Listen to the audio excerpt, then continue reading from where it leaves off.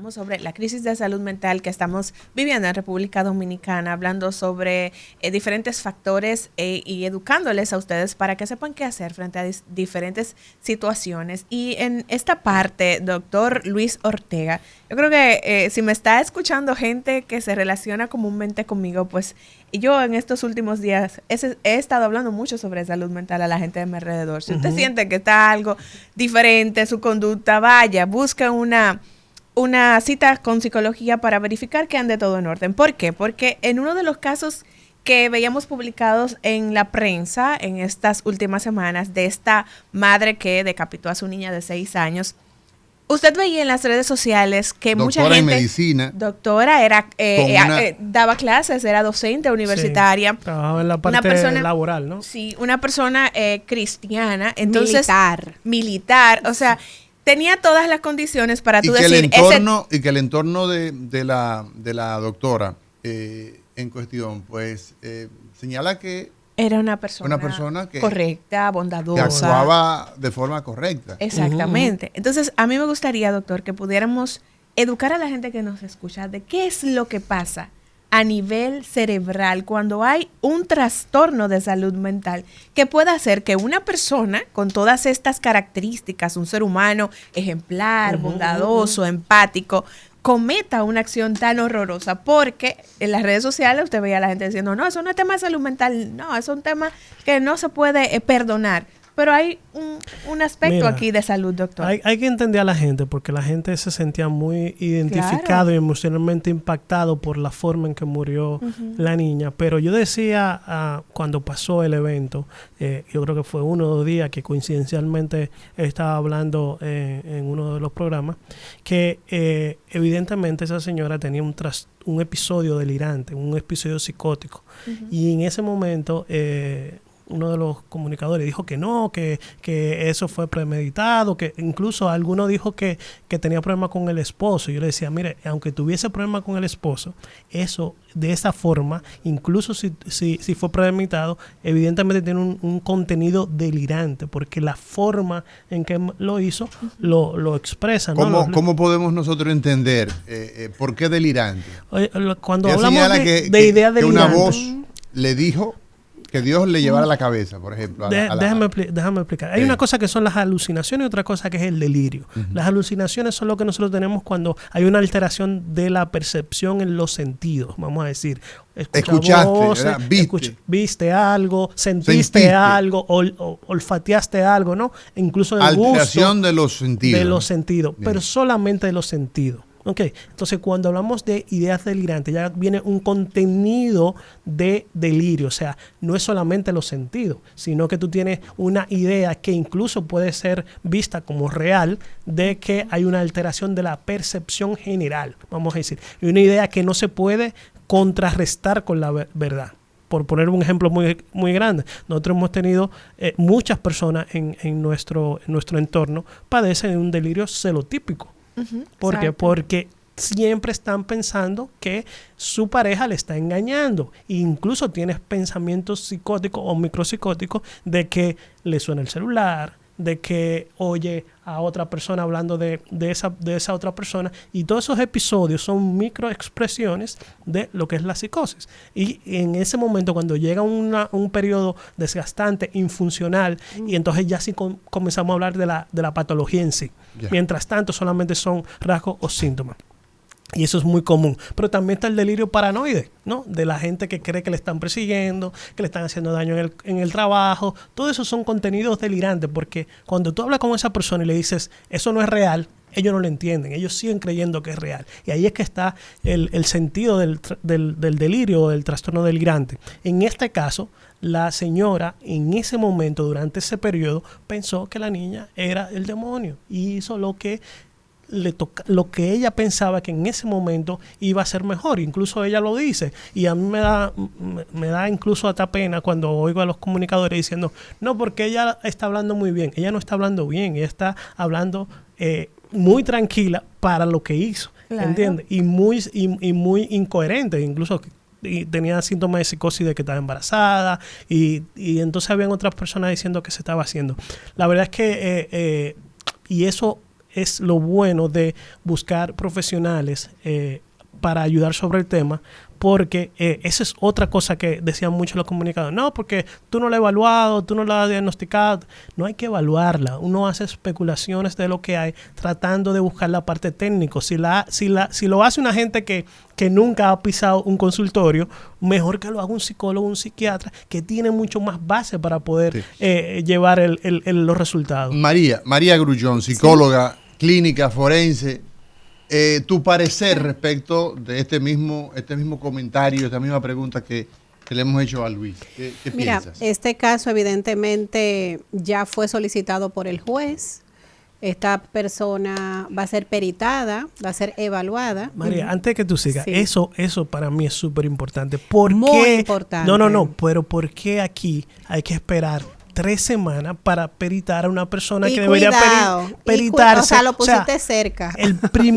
El segundo contacto que ella tenía que tener era con un Totalmente. psicólogo, un psiquiatra forense. Mira. No esperar. Y eso pasa cada rato. Entonces, Claro cuando que vienen sí. y evalúan y ven que puede ser incluso que haya pasado la crisis, pues entonces una persona enferma queda presa y una persona que no está enferma, que puede fingir muy bien, Exacto. entonces queda libre. Mira, y justamente por eso es que se ha solicitado una evaluación de un psiquiatra forense.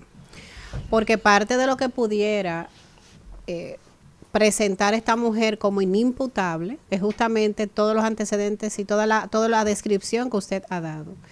Evidentemente que estamos frente a una persona que como resultado de este trastorno, de esta enfermedad, no tiene contacto con la realidad. O sea, ella tiene y monta y ha creado y vive su realidad. Fíjate que hay un video por ahí donde ella estaba hablando en un pasillo y hablaba de que estaba embarazada, de que no sé qué, que Dios, que los demonios, que yo rezo, que fue... y otros te dicen que no, que ella no hizo nada de eso, que ella estaba rezando en su casa, que en ningún momento, que dónde está su muchacha, que dónde está su hija. Esto es sumamente importante. Evidentemente que si esta evaluación se realiza de la manera adecuada y con los resultados que entiendo que van a presentar, esta persona no tiene conciencia para asumir la condena que le corresponde, porque no hubo la intención de... Tú estás diciendo una cosa muy fuerte. Sí. Y es así. Pero lo que Es pasa, así. Mauri, es que, ella no tiene conciencia, pero ella no debería ir libre inmediatamente. No. Aquí no hay una institución No. psiquiátrica para ese no, tipo de personas. no. Entonces, una persona que comete un acto como ella, un delito, una muerte de su hija, no debería ir presa, pero tampoco debería ir a la Está en cárcel. Najayo ella ahora mismo. Pero bueno, no debería ir presa. Debe ser recluida, pero Debe en un ser centro de recluida, pero en un atención. centro En- especializado. especializado. en Centro eso. de Que aquí no atención. existe. Que Salud no mental. existe Aquí en no este país. existe. Entonces, ¿qué hacemos Se con ella? desmanteló el hospital.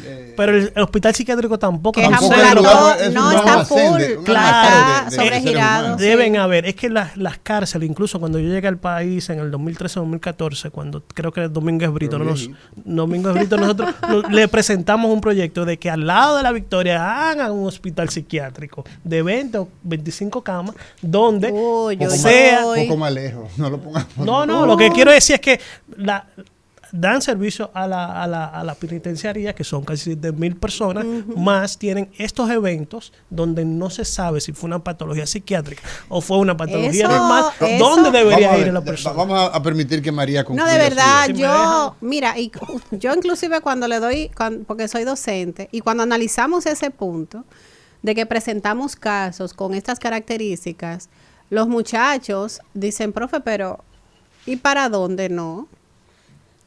Para dónde se va todo el mundo, para Claro. Najayo, para La Victoria, incluso por ahí anda un video donde hay un psicólogo, creo, que hace como un trabajo voluntario con los pacientes psiquiátricos que están ingresados en La Victoria, pero él va a modo voluntario, hace como actividades con ellos. Imagínate tú lo absurdo de pensar que ese proceso va a favorecer a la salud y a la evolución que tenga este paciente dentro de estas condiciones. Señores, que es una cárcel en nuestro país, no hay que Es decirlo. un centro de entrenamiento para todo. delinquir de manera más efectiva. Incluso recuerdo un caso hace Lugar un donde tiempo. los derechos del ser humano se Es pierden absurdo, totalmente. Es absurdo. Caer preso es un problema Bueno. de dignidad.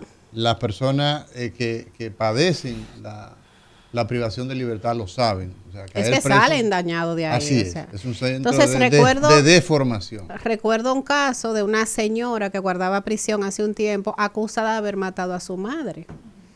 Y la señora estaba ahí dentro para nada. O sea, ella estaba, no, está en mi casa. La familia asumía, porque obviamente volvemos al tema de la cobertura, unos medicamentos bastante caros, y ellos se encargaban de mensualmente suministrar la medicación. Llegó un punto que la señora dejó de recibir la medicación, porque Bueno, la claro. familia o se enfocaba en el caso, bastante pobres ellos, o se enfocaba en buscarle los medicamentos. Claro. No te puedo, ya, imagínese usted lo que pasó con esta señora ahí dentro. Sí. O sea, llegó un punto que ella disoció absolutamente todo. No sé en qué quedó el caso, pero evidentemente la última vez que la familia tiene contacto con ella estaba muy deteriorada. Esto es una realidad, señores, que nos golpea. Nos golpea, es parte también de los programas y de los proyectos que deben de ser asumidos. Hay una pregunta, María, escúchame Dígame. que te haga una interrupción. Hay una pregunta que Sí. yo pienso que se impone y es, personas funcionales, nosotros estamos acá ante los micrófonos, ante las cámaras, vamos, operamos, ustedes ven pacientes, Liz prepara todo el trabajo del día a día, Silvia pues se involucra en su trabajo en Conani y todo aquello, y de repente entonces, pues, ¿quién está exento de padecer de un brote? Uf. O sea, ¿cuál es el parámetro que podemos nosotros tomar? Es una pregunta que quisiera que la respondiéramos en un momento.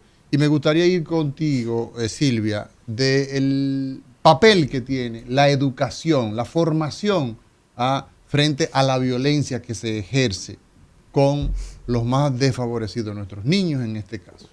El valor de la educación en nuestra sociedad. La educación obviamente es fundamental. Vamos a hablar de educación en sentido general. También educar en lo que son los signos y síntomas de una posible salud mental. Porque a mí me impactó mucho respecto a ese caso, que escuché muchos comentarios de que ella era una persona absolutamente normal, bien dispuesta, muy colaboradora, afable, etcétera.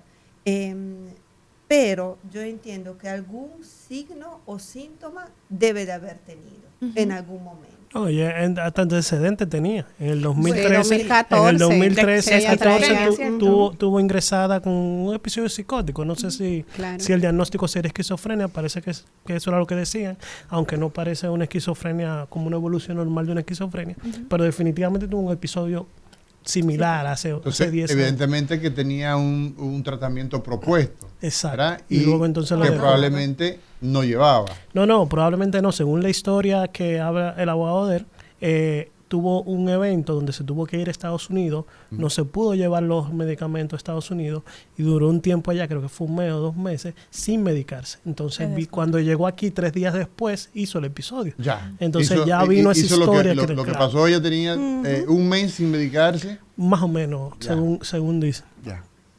Continúa, Silvia. Eso es para decir que, bueno, en este caso sí, ella hubo un episodio importante que ya de hecho ha sido diagnosticado, pero en muchos otros casos no. Claro. Entonces, las personas se considera absolutamente normal, pero en algún momento, algún signo de desequilibrio, sí la persona lo da. Claro. Está en su entorno poderlo reconocer. Reconocer no es diagnosticar. Reconocer es reconocer que algo no está funcionando bien. Entonces, acompañar a esa persona a recibir la atención médica especializada que requiere. Claro. Porque esas manifestaciones no nacen así de forma muy abrupta e improvisa. Pero sí, yo creo que educar a la población en lo que son los signos y síntomas para reconocerlo en la persona del entorno, pero también para reconocerlo en unos mismos, porque muchas veces se normalizan. O sea, bueno, yo que siento voces, es normal. Desde que yo estaba adolescente que sentía. Dios me habla.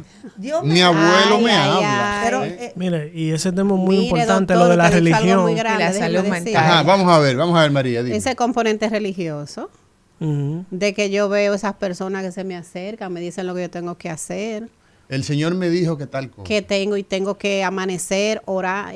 Ay, perdón, señores, porque, ¿verdad?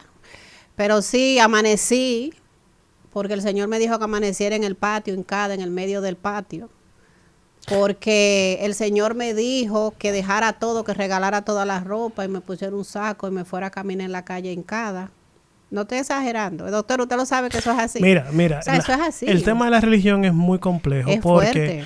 por lo menos en psiquiatría y personalmente, creo que en algunos casos es un factor protector en lo que es el tema Claro del que sí. suicidio, en lo que es el tema social, ayuda mucho, siempre y cuando la comunidad de donde vaya esa persona, donde esté, sea buena, sea adecuada, pues va a ayudar mucho lo que es la salud mental. Ahora, hay un momento, y en nuestro país que es muy ferviente a nivel religioso, y que hay muchos tipos de religiones, y religiones que tal vez moralmente y éticamente, personalmente he visto que tal vez no llevan esa línea recta, entonces comienzan a producirse entonces la forma deleteria, la forma mala, ¿no? Cuando comienzan a ser fanáticos de la religión. Es el Y detalle. entonces muchas veces, lamentablemente, nuestra cultura, volvemos a la cultura, hace que la persona más fanática sea la más religiosa, sea la que mejor está vista por el entorno.